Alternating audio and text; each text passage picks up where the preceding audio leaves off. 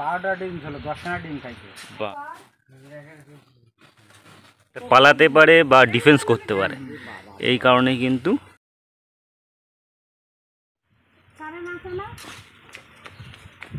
বাবা, এদিকে তো জঙ্গল না চারিদিকে, এই যে এই ঘরটার মধ্যে,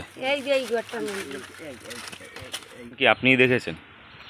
আচ্ছা, আমি গেছি, বাড়ি কেউ নাই। আচ্ছা আচ্ছা, আমি পুরো চলে গেছি, একদম কাছে চলে গেছেন সাপের। ওই সাপ ওই দিকে মানে চলে গেছি।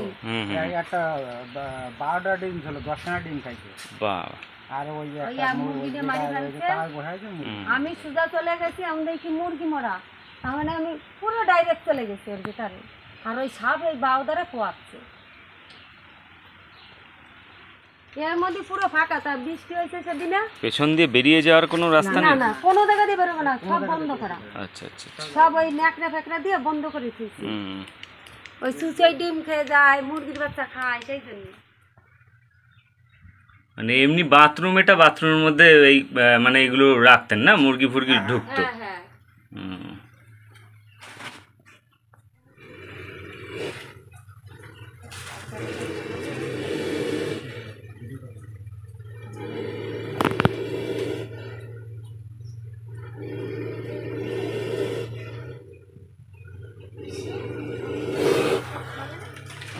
তো দেখুন, উপস্থিতি বোঝা মাত্রই কিন্তু ও ফোঁস শব্দ শুরু করে দিয়েছে। এইভাবে কিন্তু অ্যালার্ট করছে, আর সবসময় ভয় পায় মানুষকে, এই কারণেই কিন্তু ফোঁস করতে থাকে। কোবরার সৌন্দর্যই কিন্তু এটা। দেখুন আস্তে আস্তে কীরকম ফনা তুলছে, হুড যেটা বলা হয় ইংলিশে। তো ফনা মেলে ধরছে আস্তে আস্তে, দেখে আমাকেই।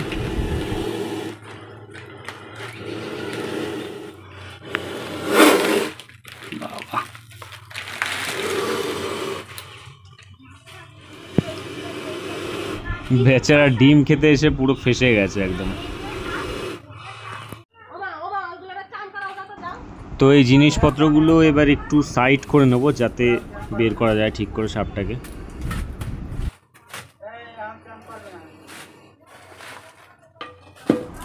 ঘরবাড়ি আবর্জনা নোংরা থাকলেই কিন্তু এই অবস্থা হবে, সাপ এসে কিন্তু ঢুকবে।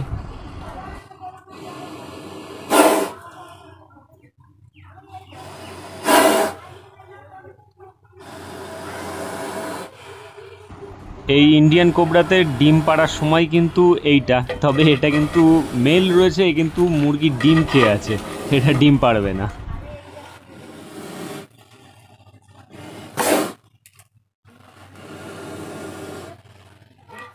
পৃথিবীতে এই কোবরার কিন্তু প্রায় 40-এর বেশি স্পিসিস রয়েছে বা প্রজাতি রয়েছে।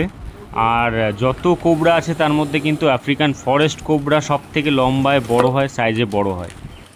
হরিশ গোকরো এত সুন্দর, এই যে ফোনার গঠন, যত রকম কোবরা মোটামুটি আছে তার মধ্যে ওয়ান অফ দ্য বেস্ট, মানে সুন্দর দেখতে, ফোনা অনেকটা চওড়া লম্বা টাইপের ফোনা কিন্তু এদের রয়েছে।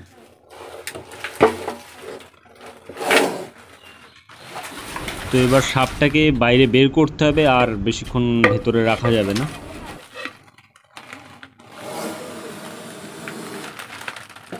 দেখতে পাচ্ছেন ডিম রয়েছে কিন্তু এই পজিশনে করে।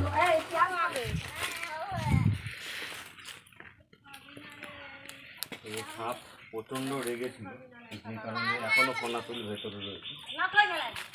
এবার বের করবো। চিৎকার করবে না কেউ, কালাম কেউ চিৎকার করে মানে এমনি দেখবা।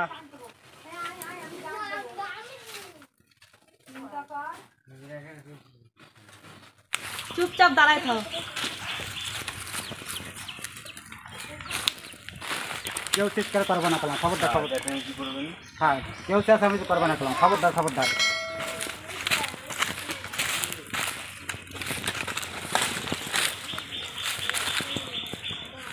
ডিম খেয়ে একদম শরীর ইয়ে হয়ে আছে, দেখতে পাচ্ছেন। আর এই ডিম কোনোভাবেই রাখবে না, উপড়ে দেবে। যেহেতু ধরাও পড়ে গেছে আর ডিস্টার্ব হয়েছে অনেকটাই,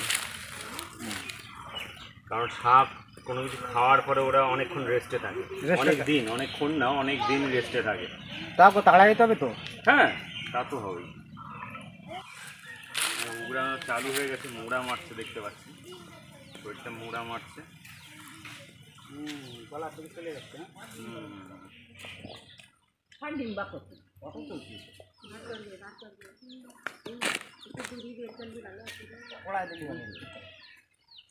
কিচ্ছু হবে না, ডিম আপনার এই সাইডে নিয়ে ইয়ে করে দেবেন। এই ডিমটা কিন্তু উগড়ে দেয় এরা শরীর হালকা করার জন্য, যাতে পালাতে পারে বা ডিফেন্স করতে পারে, এই কারণেই কিন্তু ডিম এরকম উগড়ে দেয়। দেখতে পাচ্ছেন ডাইজেস্ট হওয়া চালু হয়ে গেছিলো প্রায়। এখানে ছটা ডিম রয়েছে। হ্যাঁ, তার মানে আরও পেটে আরও আছে পেছনের দিকে, যেগুলো এরকম দেখতে পাচ্ছেন এটা ভেঙে গেছে, এরকম ভেঙে ভেঙে যেগুলো গলে গেছে 6টা, আর বাকি ডিমগুলো কিন্তু ডাইজেস্ট হয়ে গেছে, সেই কারণে কিন্তু বেরোয়নি আর। তো অ্যাকচুয়ালি দেখতে পাচ্ছেন এদিকে চারিদিকেই মাঠ, আমি যেখানে এসছি হ্যাঁ, চারিদিকে মাঠ, জঙ্গল, আর এরকম জায়গা কিন্তু প্রাকৃতিক পরিবেশের বিভিন্ন প্রাণী এখন তো কমেই গেছে, বিভিন্ন জঙ্গলি জন্তু অনেক এখন দেখাই যায় না। না, তো সাপ কিন্তু যেহেতু মাটিতে জঙ্গলে বেশি থাকে, তো এই কারণে কিন্তু এরা এখনো টিকে আছে। তো আস্তে আস্তে এরাও কমে যাচ্ছে। আগে যেরকম যত ছিল তত কিন্তু এখন আর নেই। আমি গান্না করতে আসলাম, আমি বাড়ি যাই কামটা ফুল দেখছো 4.5 ফুট আর 3.5 হাত হবে, হাতে ধরলে 4.5 ফুট হয়ে যাবে। কারণ আমার হাইট আছে 5 ফুট প্রায় 6-7 এরকম হাইট আমার, বুঝতেই পারছি। গান্না করতে ওই তুমি তো করছি যা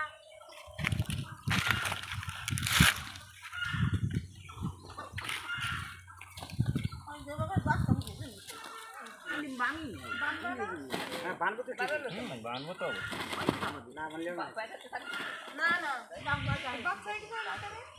আর কোনো নাম আছে আপনাদের?